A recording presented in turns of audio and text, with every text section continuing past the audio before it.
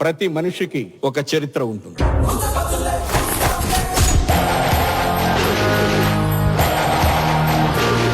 కానీ అందరి చరిత్ర పుటల్లోకి రాదు.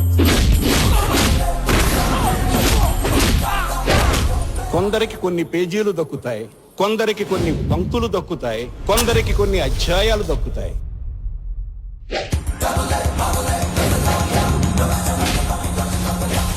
అందులో తెరకు పరిచయమైన ఘట్టమనేని శివరామకృష్ణ,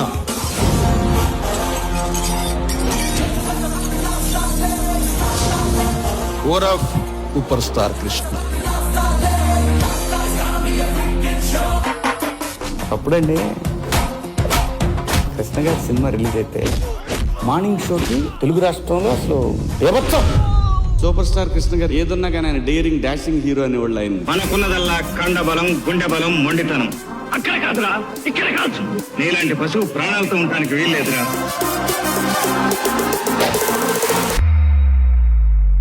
చిట్టా చిట్టా చిట్టా చిట్టా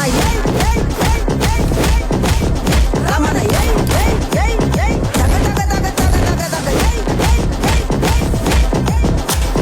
చర్రా చర్రా చర్రా చర్రా.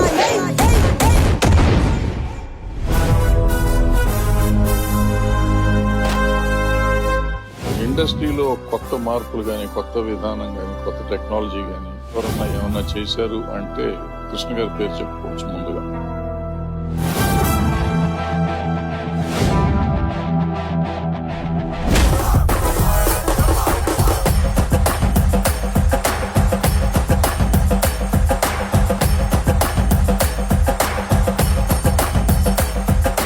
ఒక సంవత్సరంలో 18 సినిమా రిలీజ్ చేసిన ఏకైక హీరో.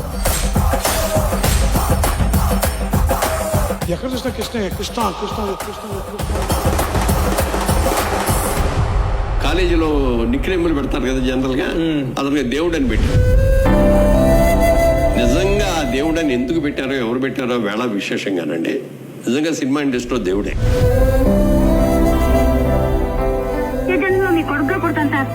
సరే, ఎన్ని జన్మలకైనా నువ్వు నా కొడుకుగానే పుట్టాలని ఆశీర్వదిస్తూ ఇస్తున్నాను. తీసుకో. థ్యాంక్స్ అండి.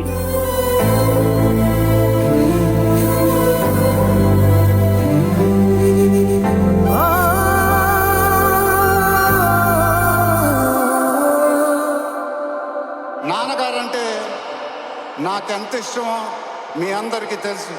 ఆయన ఎప్పుడు నన్ను ఒక పౌరాణికం సినిమా చేయమని అడిగేవారు. నువ్వు గెటప్ల్లో చాలా బాగుంటావురా, ఒక సినిమా చేయి అని ఎప్పుడు అడిగేవారు.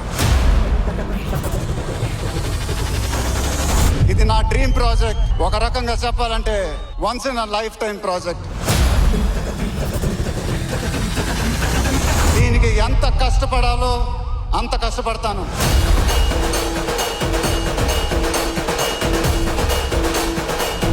I'll make everyone proud. Varanasi release అయినప్పుడు మాత్రం the whole of India will be proud of us.